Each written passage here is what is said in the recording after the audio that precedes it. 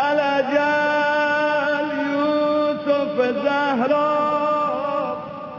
الأجال يوسف زهرة الأجال يوسف زهرة. We are getting closer to the end of that long verse that we had in verse 31 of Surah Mudatthir. Spoke about how there's 19 angels because there are 19 tasks. Some people were asking, what are those tasks that these 19 angels are carrying out? The answer to that is we don't know what those are. Maybe we can guess a few of them, but we don't know exactly why. Why is it that there have to be 19 tasks, and why 19 angels have to take care of those 19 tasks? What they are exactly, we don't know. We tried our best. The conclusion we came to was that the number 19 is an objective reality, not subjective, not something that Allah randomly did. We got this far, alhamdulillah. But then when you want to try to figure out what those 19 things are that the angels are actually doing, then that's where it gets hard. It's not that easy to tell what they're doing exactly, each of them, each of these tasks, what they are. Okay, in that verse we have 3 or 4 reasons why Allah subhanahu wa ta'ala has spoken the way He has spoken. The verse discloses 3 or 4 reasons. Number 1, it says, وَمَا جَعَلْنَا عِدَّتَهُمْ إِلَّا فِتْنَةً. It's a fitna. لِيَسْتَيْقِنَ الَّذِينَ أُوتُوا الْكِتَابِ. So that the ones with the people of the book, they can gain yaqeen. So that's one reason. لِيَسْتَيْقِنَ. Li means for, to. The reason of something is expressed in the Arabic language through li. So لِيَسْتَيْقِنَ, so that they can have yaqeen. That's one. وَيَزْدَادَ الَّذِينَ آمَنُوا إِيمَانًا. 2. يَزْدَادَ الَّذِينَ آمَنُوا إِيمَانًا. So the people who have belief, who are believers, their belief grows. That's number 2. Number 3, لَا يَرْتَابَ الَّذِينَ أُوتُوا الْكِتَابَ وَالْمُؤْمِنُونَ. So that they don't have any doubt, those people of the book, and the mu'mineen, they don't even have doubt in them. So that's number 3. Okay. وَلِيَقُولَ الَّذِينَ فِي قُلُوبِهِمْ مَرَضٌ وَالْكَافِرُونَ مَاذَا أَرَادَ اللَّهُ بِهَذَا مَثَلًا. And so, those people who have a sickness in their heart, they say, what did Allah mean by this? And they start mocking and so on. Okay, so wait a minute. We have a list of reasons why Allah subhanahu wa ta'ala said this number. 3 or 4 reasons here. We want them to have yaqeen. We want them not to have doubt. All these good things. Things that are worth working for. Allah is worth for Him to say the verse, to word the verse in this way. 3 or 4 things. But the last one isn't something good. The last one is something bad. So that people are misguided. Why is there not harmony between the different reasons? The first 2 or 3 were good reasons, but now this is a bad reason. Allah wants this bad thing to happen. As if. No, this is a way the Quran speaks. Sometimes even in our own languages we will speak like this. We will say the fate of something, the future of something. We'll say it, but we will word it in the way as if we want this thing to happen. But it's not that we actually desire it. We are just disclosing what the future is holding for that. Allah subhanahu wa ta'ala knows that some people will go against His signs. Some people will deny, some people will mess up. Since He knows that, He's wording it in this way. Not that He actually wants it. He's just wording it as one of those ultimate outcomes. But it's not one of the outcomes that He wants necessarily. This is something we have to keep in mind. We have this in other places of our literature as well. For example, I'll give you a hadith. There's a famous hadith that goes like this. It says Allah subhanahu wa ta'ala has an angel, lahu malak. له ملك ينادي كل يوم لدوا للموت وابنوا للخراب. لدوا للموت. See that li comes here again. Li. وابنوا للخراب. For death. What does the angel say every day? The angel every day he comes out and he says, O people, lidu, procreate, have children, للموت, for death. وَابْنُوا, build, construct, لِلْخَرَابِ, for destruction.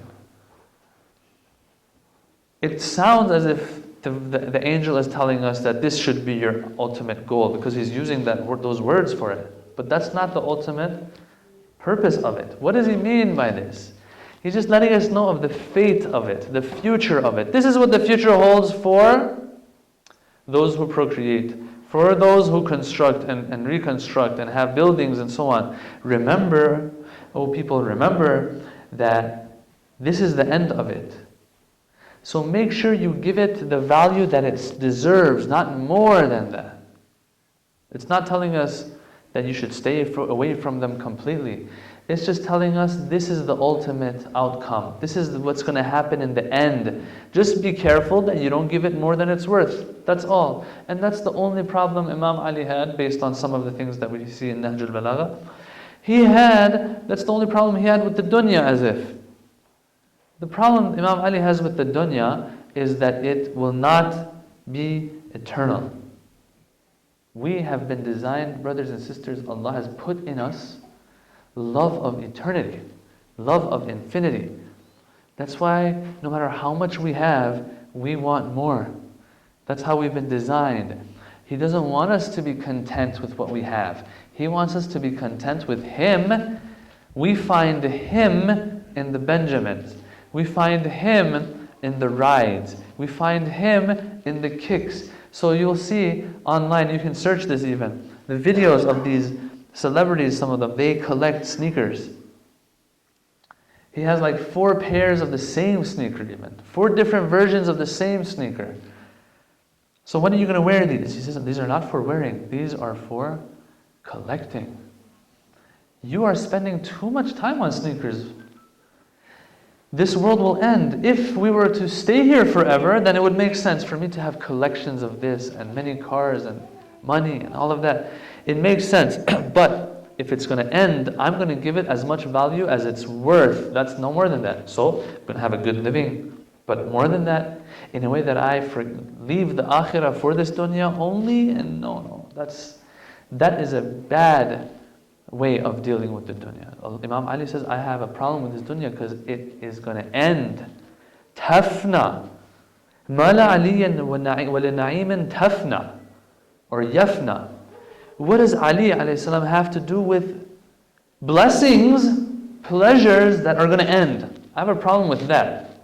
So it's not the fact that pleasure is bad, it's the fact that it's going to end that it's bad.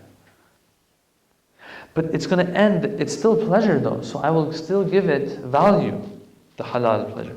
But I'll give it that much value, not more. Not to the extent that these oppressors, they go to the extent that they will have the blood of others on their hands because of their own life, their own pleasures. No, I won't go to that extent. I won't go to the extent to disrespect my mother and father because I want to do such and such thing. I want to have this fun, that fun. I won't go to these extents. The extent for me is the akhirah. If the dunya that I'm after is going to compromise akhirah, no. If it's not going to compromise akhirah, bismillah, it's fine. It's perfectly fine. So as you can see, like, we have this wording here and there. We have to be careful sometimes. Some people, they think that this was Allah's goal in what He did. No, He worded it like that, but this is sometimes how the wording is in our literature. The verse ends like this: وَمَا يَعْلَمُ جُنُودَ رَبِّكَ إِلَّا هُ وَمَا هِيَ إِلَّا ذِكْرَى لِلْبَشَرِ. So I scratched the surface regarding this ending of the verse. I'm just going to elaborate a little bit more before I move on. I scratched on it yesterday. Scratched the surface of it. It says that true that I said the number 19. True that this is a small number. So we have 2 problems with 19. It's a small number and it's an odd number. We spoke mostly about the fact that it's an odd number, very odd. We didn't talk about how the insignificance of 19. That's why Abu Jahl made fun. Abu Jahl said, I'll take 17 of them, the other 2, the rest will take care of. It's a small number. But Allah, in the end of the verse, He says, وَمَا يَعْلَمُ جُنُودَ رَبِّكَ إِلَّا هُ. He says, I said 19, it's a small number, but only I know how many soldiers, junud, my armies, how many they are. Don't think I said 19 here, it means that's it, that's all I have. Even if it was true that you, Abu Jahl, others, are able to fight these 19 angels, which is impossible, but even if it's the case that you can fight them, Abu Jahl, you can take 17 of them. You can take on 17 of them. Even if it was true, who says that's all there is? I have more in the bag. وَمَا يَعْلَمُ جُنُودَ رَبِّكَ إِلَّا هُ. Only I know how many people I have. So don't think that a small number here is all restricted to that 19. It's a lot more than that. وَمَا هِيَ إِلَّا ذِكْرَى لِلْبَشَرِ. I said all of these things. It's a reminder for you to keep you in check how the saqar works, who's around the saqar, how these angels are. Other verses that talk about the angels, these angels that are guarding the hellfire, shidad, ghilaf, they're very harsh, they're strong, powerful. This is all because of dhikra lil bashar. You have to constantly remind bashar. All of these lectures that we have, all of the Quran. Sometimes I give up. I say, I don't want to lecture anymore. I don't like lecturing. What good is it? It's all about amal. It's all about practice, right? So let's practice and do amal. Why do we need lectures? But then either I think about it myself or someone that I'm telling this to will remind me that, listen, we need constant reminder. ذَكِّرْ إِنَّ الذِّكْرَ تَنْفَعُ الْمُؤْمِنِينَ, the Quran says. Remind the people. The reminders, they benefit the people, the mu'mineen. The mu'mineen. If I'm a mu'min, I still need reminder. Okay, so we'll continue lecturing. This is all a reminder for us. Why? Because if the reminders aren't there, we won't move. If we don't move, that verse that talks about those who go to Allah on the Day of Judgment will not apply to us. Allah says, bad stuff is going to happen to people, except those who come to me with a sound heart. إِلَّا يَوْمَ لَا يَنْفَعُ مَالٌ وَلَا بَنُونَ. The day that no mal, no wealth will help you. No children will help you. No matter how many sons you had, none of that will help you. إِلَّا. There's only one thing that you can have that will benefit you on that day. إِلَّا مَنْ أَتَى اللَّهِ بِقَلْبٍ سَلِيمٍ. You have to come to me with a sound heart. Allah wants to keep us in check. That's why He keeps talking about these things.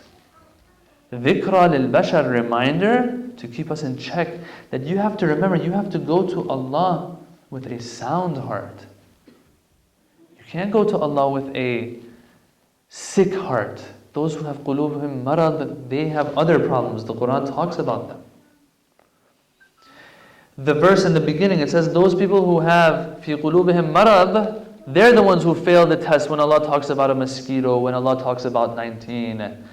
These things, He's doing it so that those people who have a sound heart are separated from those people who have ill hearts, sick hearts, who mess up even when you tell them the number 19. They mess up. It's for us so that we are separated. It's a reminder. He's telling us this, be careful, be careful. Why?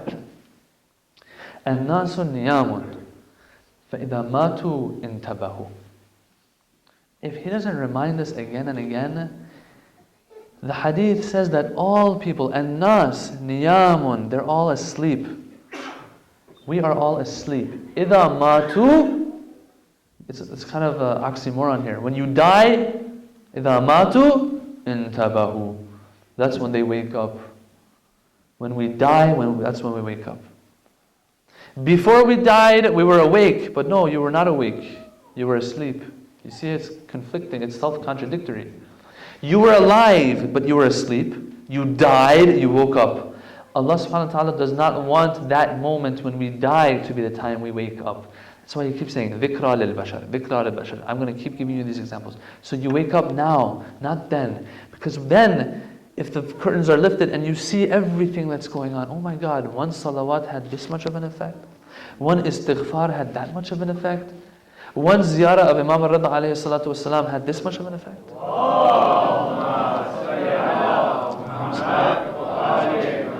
I mean, come on. I gave this example somewhere else. That they came to Imam al-Jawad alayhi salatu wasalam.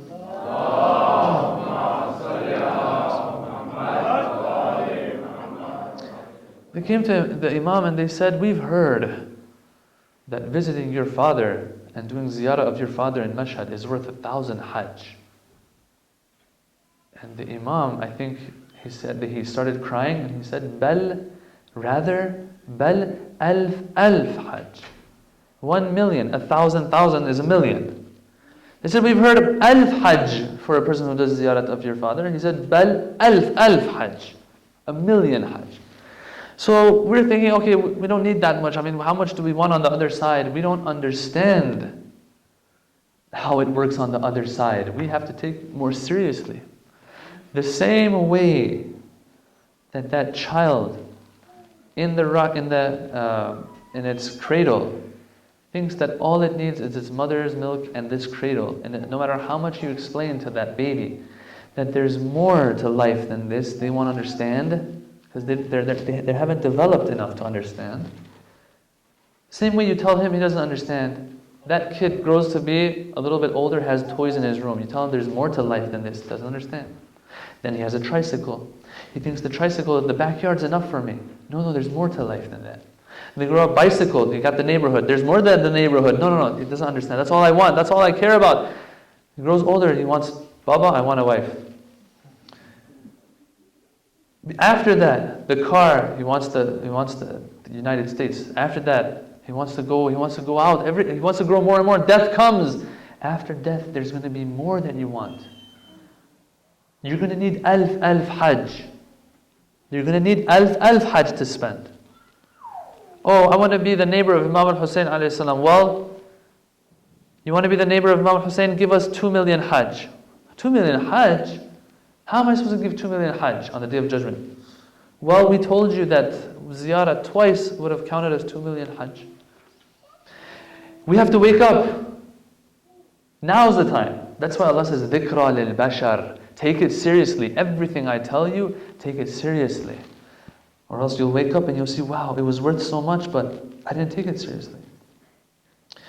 After all of these lessons from this one verse, this one long verse, subhanAllah, all these lessons that we were able to draw, we're moving back to smaller verses, bite-sized verses, so to speak. The next set of verses begins like this, kalla. So when you look at the translation, let's see what the translation says. Oh, look at that. I hadn't seen this before. Kalla wal qamar. It doesn't even translate kalla here. It just says by the moon. While to understand, to get a good feel of what's happening here, you have to concentrate on the word kalla a little bit. If you want to get an idea of what the tone is like, how Allah is sounding here. What does Allah say here? He says, kalla wal qamar. Kalla means, in layman's terms, you could say it means, you know what, forget it. That's what it means. In this context. In this context, it's like as if Allah is saying, you know what, forget it. Walid bin Mughayra is talking trash. Alright, whatever. He says that this Quran was sorcery. Let him say sorcery. Who cares? Kalla. Whatever. Forget it. Let's talk to humanity. Let's talk to everybody else other than Walid bin Mughayra. This Quran isn't just for Walid bin Mughayra. But the translation hadn't said anything.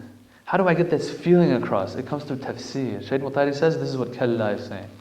Saying forget this, forget it. You know what? Till here we talked about these people. They're going to go to Saqar, all that. They're talking like that. You know what? Forget them. Let's talk to each other. Let me talk to the people that actually care.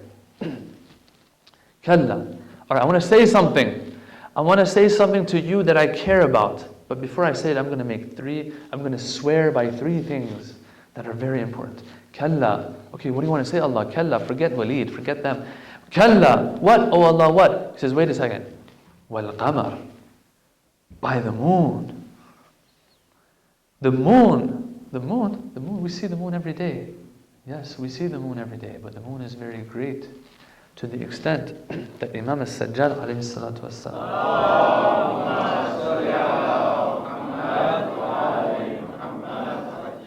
in Sahifa Sajjadiyah, he has a dua for when he would see the crescent. Qamar means moon when it's at its fullest. Full moon is called qamar, and that's like the highest level of its beauty and the pinnacle of its beauty. Hilal means crescent. So the moon for Allah is so great that He is swearing by it. It's so great that Sahifa Sajjadiyah has a dua for it when the Imam would see the crescent. This is how it starts.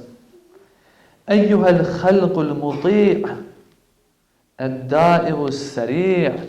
This is a dua 43. المتردد في منازل التقدير. I know you're not getting the Arabic, but it's so beautiful. آمنت بمن نور بك الظلم وأوضح بك البهم وجعلك آية من آيات ملكه, and it goes on and on. وعلامة من علامات سلطانه, and it just goes on, and it rhymes, it has a rhythm, it's beautiful. But for the moon, the same moon that the atheists see and they don't see Allah in it, Imam al-Sajjad has a ziyarah for it, as if he speaks to it in a way as if it's alive, because the first word that Imam al-Sajjad says to it, he says, "O obedient creature." Obedient. Who does obedience? A person who has aql. Some philosophers hold that every object in the universe has somewhat of a will power.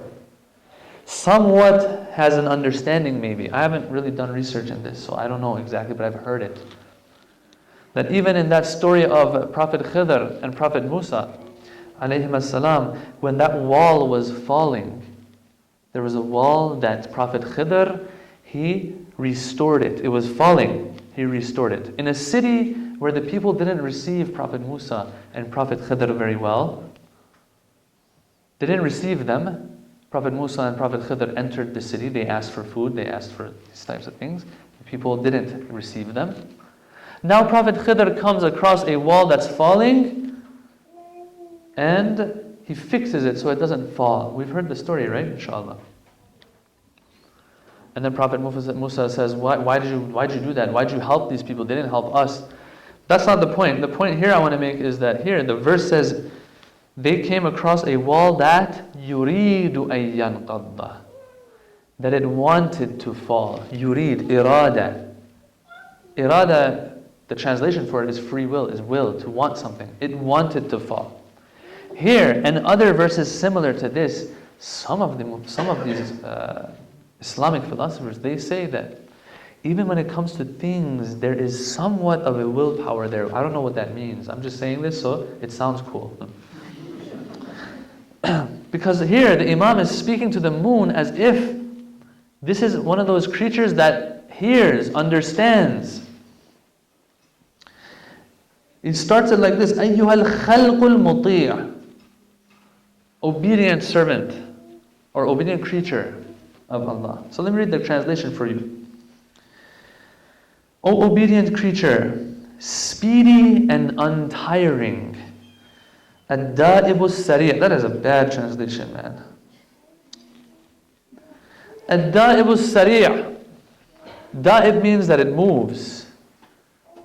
If I'm not mistaken, maybe it's a good translation. I'm mistaking it with ad-dabba. Anyway, it's not important. This is the point I want to make, is as-sari'. Ad-da'ibu sari'.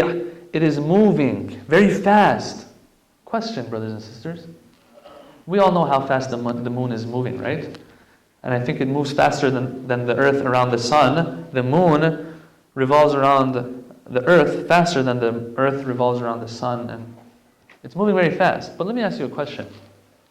1400 years ago, when people, they had no idea about how the moon works, all they knew that this is something that has measurement and there's a specific pattern that it follows.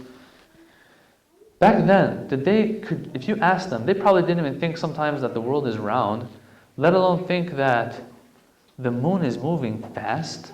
Some of them might have thought that the moon doesn't even move. Ad-da'ibu sari', it moves fast. A dua from 1400 years ago is putting its finger on this fact that the moon is a fast-moving thing. It's not something that moves slow. Back then, people might not even thought it moves. Hint, hint. These are things that we can work on a little bit. Put them out there. At least, even if it's not going to be for the non-Muslims, at least for ourselves, this brings us more conviction that this literature comes from a divine source. And the Quran is also full of these. For example, I don't want to get carried off, but I saw a clip where a non-Muslim physician or a non-Muslim, he was into medicine, he was explaining how this Quran of the Muslims is from a divine source probably. Why? Because the Quran talks about the fetus. When it talks about the fetus, it says that it calls it alaqa. Alaqa. Alaqa, ta'alluq, ulqa. These words are from the same family, from the same root of alaq.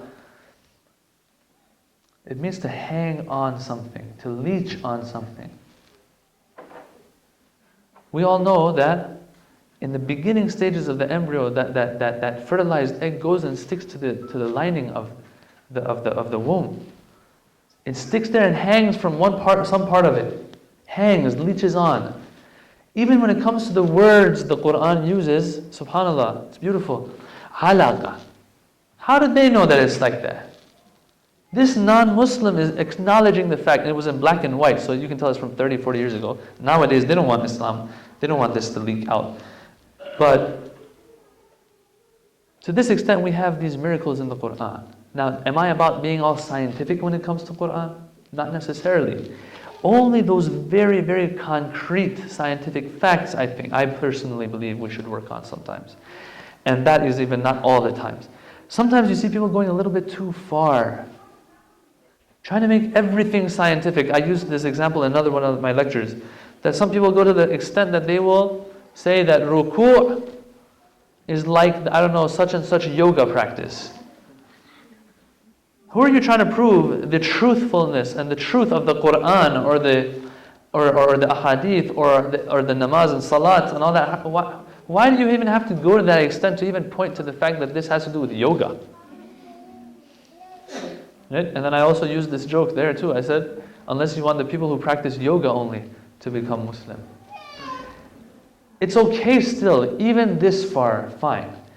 But you have to be very careful because sometimes it'll backfire. When certain things that are not concrete, all of a sudden they're disproven, and then you were basing all of your arguments on this scientific fact. We have to ascertain that this is talking about that. For example, we have a verse in the Quran. I'm getting carried off. It's okay. It's alright. It's worth it. We have a verse in the Quran that says,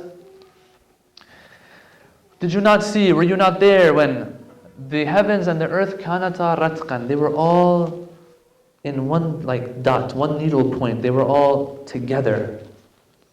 فَفَتَقْنَاهُمَا. We opened them up." So here, it really sounds very familiar. It sounds like the Big Bang Theory. And I'm not going to rule it out. Who knows? It might even be true. But someone has to really do their research to see what the tafsir of the verse is first, and then if it has to do with that, which I'm not ruling it out. I actually feel that it might be pointing to this. Because, parentheses, brothers and sisters, this theory necessarily doesn't go against Islamic teachings. It might go against certain Christian teachings, but it might not necessarily go against Islamic teaching. Parentheses closed. So we have to first ascertain exactly what the verse is talking about, then make sure that that scientific fact is something that there is no way that it's going to be wrong, and then we might base our arguments. Then we might rely on those verses to give us an extra push. This is where it brings me to another point. That one of these theologians, Christian theologians, he had come to Qom and he was speaking, and he was saying, he was underplaying and undermining the scientific miracles of the Quran. And he was saying, it doesn't even make sense for a book of a religion to talk about science even. You see how their minds have been set in a way that science and religion have nothing to do with each other. Now, I don't even want to talk about whether science and religion are antithetical or not. I don't want to talk about that. But this point is important. The fact that recite salawat.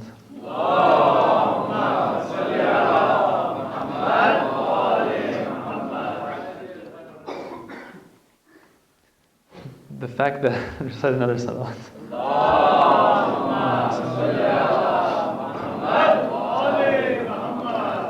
sometimes certain things happen. You're not up here like me. Certain things happen that are distracting. First, let's go back a little bit. First, we have to ascertain that this tafsir of this verse is exactly what we think, and then we have to make sure that that scientific fact is also a fact, and then we might be able to rely. Even then, they will downplay it still. So what does he say? He's telling us, this theologian, he was saying, what doesn't make sense for a book to talk about science? The answer to that is very clear. The answer to that is that Allah doesn't talk about science, my friend. It doesn't.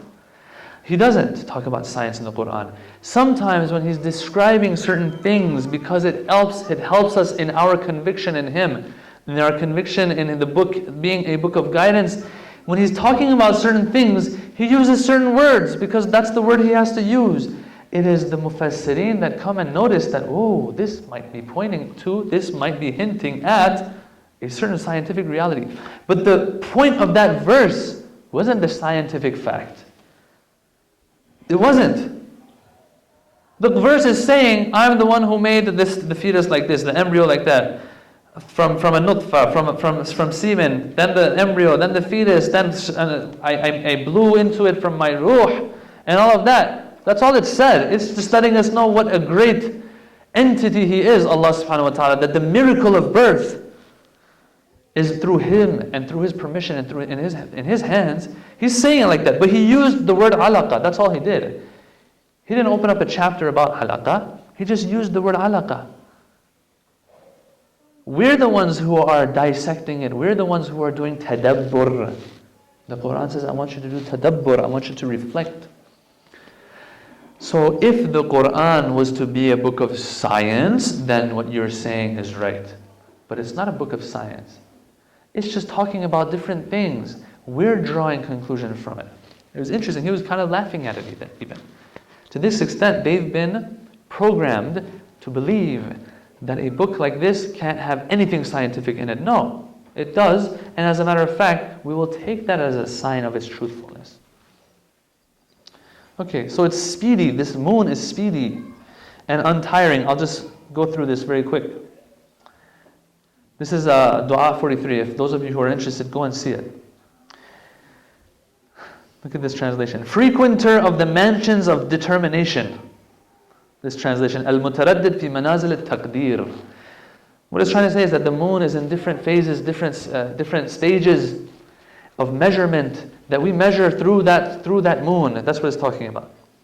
Moving about in the sphere of governance, tadbir. I have faith in Him, Imam Sajjad says. I have faith in Him who lights up darkness through thee. He lights up the darknesses through thee, through you, O moon. Illuminates jet black shadows by you. Appointed thee one of the signs of His kingdom. He made you one of the signs of His kingdom. And one of the marks of His authority, Allah's authority. And humbled you through increase and decrease. The stages, I think it's pointing to the different stages of the moon. Rising and setting, illumination and eclipse. In all of this, thou art obedient to Him. In all of these different stages, you're obedient to Allah. O moon. Can Allah not swear by the moon? Imam As-Sajjad is describing the moon like this. Glory be to Him. How wonderful is what He has arranged in your situation through you and so on. How subtle what He has made for thy task. He has made thee the key to a new month, for a new situation. It goes on and on and on and on. So can Allah swear by the moon? Oh yes, He can. He can swear by the moon. Number one. Kalla wal qamar. Number two. Wal layli idh adbar. Allah swears by the night. Idh adbar. When it turns away and is leaving. Towards the end of the night. If I remember, the Mufassirin say it's talking about that last part of the night, the 1/3.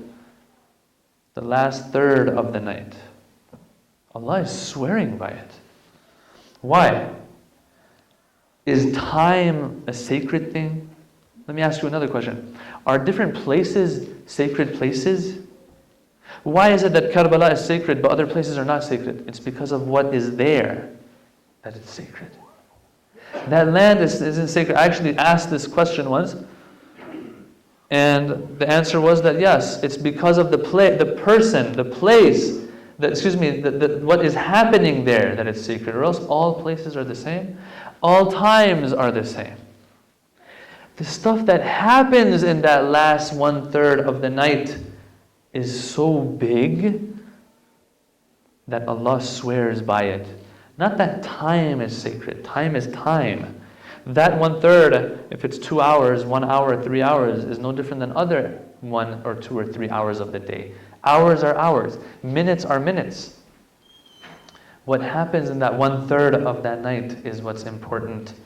What happens in those times of the night? Surah Al-Imran verses 16, 17. Those who say, "Our Lord, indeed we have faith, so forgive us our sins and save us from the punishment of the fire." Patient and truthful, obedient and charitable, and pleading Allah's forgiveness at dawns. This stuff is happening in the dawn time. In Qom, sometimes you feel like half of the city might be awake. If half of the city are those greats and the ulama and all of them. Because that time of the day, everyone's awake talking to Allah. Ayatollah Bahjat he describes a memory of his. He says that in Najaf, back in my day, and he's saying it in a way as if like today, wow, where are the people today? He says back then in Najaf when we were young, the sahan, the courtyard of Imam Ali alayhi salatu wasalam,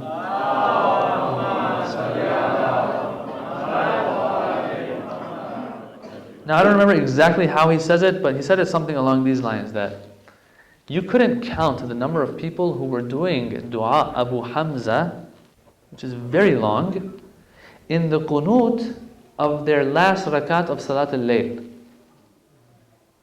Big stuff is happening at that time. Angels are coming and going.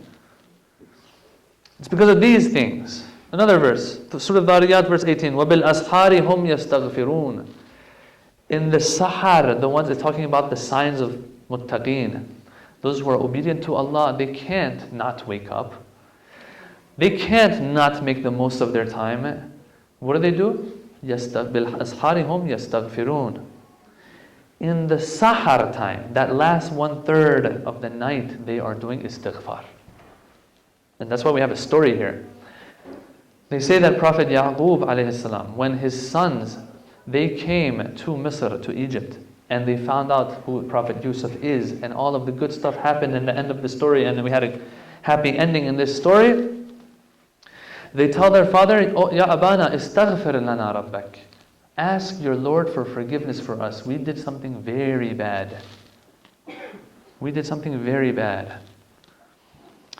Their father says, "Okay, I will do istighfar for you."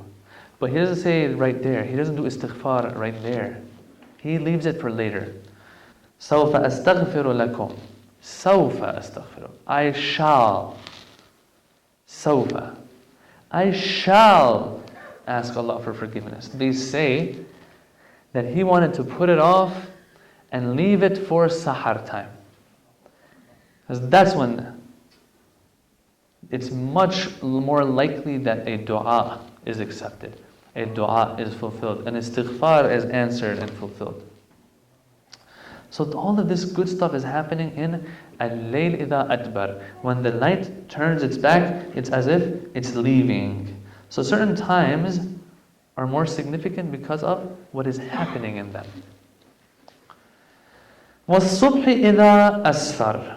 The next verse. The last thing that by which Allah swears. As-subh. So usually we've heard those spiritual wayfarers, may Allah make us one of them, they are making the most of that sahar time, the dawn, that last 1/3 of the night time.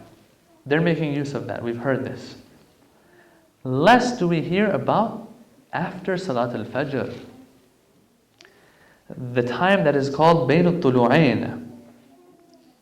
Bayn al-Tulu'ain. The time between the two tulu'as, which is sunrise, which is referring to Fajr time, when the light spreads in the sky, and when the sun rises. This time, I didn't have time to bring up the hadiths, is a very magical time. Very magical. I like to use this word for it. They say if you want dunya, this is the time for it. If you want akhirah, this is the time for it. And some people in their resume, so what do you do for a living? They say, I work at this store and I do that, I do salat al-layl, and I have bayn al-tulu'ain, some time in bayn al-tulu'ain. They say, what are you talking about? This is not a way of making money. They say the Quran says it's a way of making money. Or taqwa. You say, well, how do you make money? I do my work, I do what I'm supposed to do because Allah has told me, and I have taqwa. They say, oh, so you work. No. I work and I have taqwa. Who says? مَنْ يَتَّقِ اللَّهَ يَجْعَلْ لَهُ مَخْرَجًا وَيَرْزُقْهُ مِنْ حَيْثُ لَا يَحْتَسِبْ. The Quran says that's one of the things you can put on your resume as a means of living, as a means of sustenance and making money. Taqwa is a means of making money. Quran is saying, if you have taqwa, I'll take care of you. Yes, part of taqwa is to go and work. But if you're doing that, you're trying to make the most out of your time, and at the same time you're an obedient servant of Allah, you have taqwa, you take care of the wajib and haram of Allah subhanahu wa ta'ala. Allah says, يَرْزُقْهُ مِنْ حَيْثُ لَا يَحْتَسِبْ. And all of us, inshallah, who are of the muttaqeen, when we look back in life, there have been times where we have been worried. What am I going to do in this situation? What am I going to do in that situation? But now we're sitting here, we can all look back and say, oh, that's how it was solved. Allah solves it for us. To the extent that Nahjul Balagha, the Imam, he says that if the heavens and earth are closed on somebody, closed, فَاتَّقَ اللَّهِ, but he in those situations even exercises taqwa, doesn't disobey Allah, Allah will open the way for him. That's why Prophet Yusuf alayhi salam, when Zulaykha attacks, he runs towards the doors that are closed. Everything was closed. He ran towards those closed doors. He says, all right, I can do 10 steps at least. Right? He didn't do the opposite. Oh, the doors are closed, so then he runs towards Zulaykha. He does what he can. Who's the first person to open the door and to see that Zulaykha is the one pursuing Yusuf, and Yusuf is the one running away? It's the Aziz of Misr himself. In the movies, it might not show it like that. But I think the Iranian version of the movie, they showed it like this though. That the Aziz of Misr saw what was happening. He sees what's happening. Who's the first person to see what's happening? And Prophet Yusuf, he is taken out of that situation, or else the doors would have stayed locked. So, we are going to put this on our resume. This is a way of making money. Allah knows that you're going to have to spend some time in ibadah, that little bit of time. He's going to make it up for us. This is based on a hadith. Why is it that they say that amount that you spend when you go for the ziyarah of Abu Abdullah al-Husayn alayhi salam, Allah doesn't count that as part of your life? Allah sees that you're doing this for Him. He says, okay, I'll make it up to you. He sees that you're securing taqwa. He says, I'll secure things for you. Okay. One of those times that is a money maker is bayn al-tulu'ain. I don't want to see brothers and sisters after salah get up and leave. Fajr time is a time for 5 minutes at least. 5 minutes after your salat al-fajr. It's time for a little bit of dhikr. It's a magical time. Allah is swearing by this time, the subh. That time between fajr time and sunrise. Personally, I've been there when the greats have been asked. They asked them, which of the two should we do? Salat al-Layl or Bayn al-Tulu'ain? So this question sounds like this person is asking it because he can do one of the two. The answer he got, he said, do both of them. That's how this alim wanted to highlight the importance of it. That I know you're saying choose one and I can't do both, but still I'm going to get this across to you. The importance of it, I'm going to get it across to you and it was kind of humorous. He said it in a humorous way, that do both of them still. That means try your best to get some of this bayn al-tulu'ain. Allah is swearing by this bayn al-tulu'ain. What else can we do in this bayn al-tulu'ain? Nafilatul fajr. And I'll end it here. Nafilatul fajr is also one of those very important things. To the extent that The ahadith say that it's more important than Salat al-Layl even. And it's not that hard, it's just 2 rakats. You wake up for Fajr, just do 2 rakats, Nafilatul Fajr before Salat al-Fajr. You can even do it sitting down. All nawafil can be done sitting down. Just do it sitting down. Once you do it, you will get big rewards for it. These are those things that we don't want to miss out on. So inshallah we'll benefit from them, inshallah. There's one thing I want to talk about today is, although we're short on time, is what happened in Kuwait. First of all, my condolences on what has happened in Kuwait. And there's just one point I made elsewhere as well. I'll make it here. It's very important for us, especially our youth, who are getting to know the deen better, more and more, but they are also sometimes controlled by their emotions. Brothers and sisters, we have Islamophobia happening everywhere. But what happens in Kuwait, what happens in Saudi Arabia, my personal opinion is that it's a little bit more than just Islamophobia. This is sectarian hate. This is Shia Sunni hate. Where does it come from? It comes from their scholars. You listen to their khutbahs. In Saudi Arabia, he's saying it straight up, that the war today in the Middle East is a sectarian war between Shia and Sunnah. That's what they say. And their people, unfortunately, they have that limited mindset and understanding. They can't tell the truth from the falsehood. They don't do the research. They just take what their alims tell them and they go and blow up people. May Allah bless the souls of those shuhada in Kuwait and those in Saudi Arabia that were killed because of this sectarian violence. What do we have to do now? The least. We have to be careful that we don't feed into this.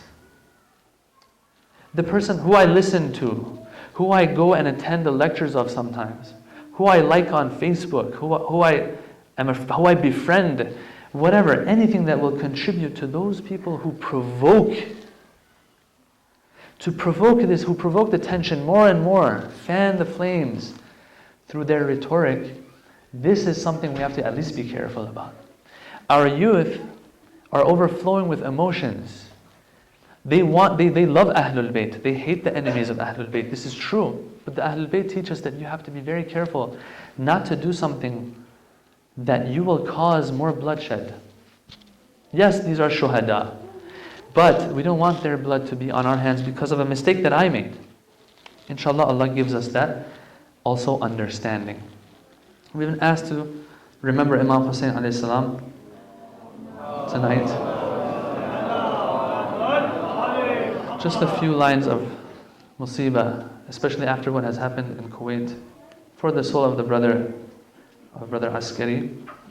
Let's go to Karbala a little bit. I miss Imam al-Hussein alayhi salam. It's been a while that I have remembered him. Assalamu alayka ya Aba Abdullah. These brothers that went to this masjid in Kuwait, may Allah, our du'as go to the hearts of the mothers today that lost their loved ones. They lost their children even. This story is it's not the first time we're hearing such a story. Let's go back to a day called Ashura, where one by one the ashab, they have been killed, slaughtered. Everyone is bloody. The bodies are in the tent. Imam al-Hussein has moved all the bodies to the tent. Only one body lays out next to the Alqama, the body of Abu al-Fadl Abbas. Everyone else has been brought to Dar al-Harb. Imam Hussein, throughout the day, one by one, the loved ones, the ashab. Ali al-Akbar's body has been brought back. Even Ali al-Asghar has been killed. Imam Hussein, throughout the day, he has to take care of all these bodies. Imam al-Hussein is strong though, but there is a weak spot with Imam Hussein. Imam Hussein lost his mother at a very young age. He can't take it when his own children now have to bid him farewell, because he knows what's going to go through the hearts of these children. Not only his children, all of the children in Karbala. So now it's time to come and bid farewell the family. Before he can even bid them farewell, the army of Umar ibn Sa'd, they call out to Hussein. They say, Hussein, you're hiding behind the women and children. You're afraid to be killed, so you're hiding amongst the children, the women. They start shooting arrows towards the army, to the camp of Abu Abdullah. Abu Abdullah doesn't even have a chance to bid these children farewell, to get this out of their hearts for the last time. Zainab, take them back in. These monsters don't even have mercy on these children. They won't let me say goodbye. Allah subhanahu wa ta'ala left this pain even in the hearts of the children so that it can carry till today, so that Ashura can remain till today. But what happens? Abu Abdullah, through Lady Zainab, sends everyone back to the tents. When Abu Abdullah went on the horse of Dhul Janah, oh Dhul Janah, let's move towards the army of Umar ibn Sa'ad. But this horse, they say, wouldn't budge from its spot. Abu Abdullah looks down, he sees a 3-year-old girl holding on to the 4 legs of Dhul Janah. Oh Father, don't leave me. What will I do without you? Abu Abdullah has to come down from the horse, stroking the head of this 3-year-old. Oh Zainab, take back Ruqayyah to the tents. Abu Abdullah goes to the battlefield, but Aman, when the time came, when this same Dhul Janah comes back, all bloody without Hussein.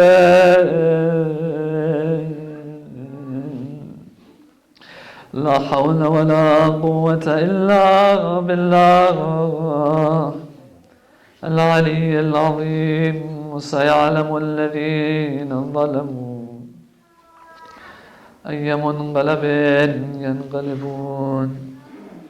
نسألك اللهم وندعوك باسمك العظيم الأعظم الأعز الأجل الأكرم يا الله يا الله يا الله يا الله يا الله يا الله يا الله يا الله يا الله يا الله يا الله يا الله يا رحمن يا رحيم يا مقلب القلوب ثبت قلوبنا على دينك.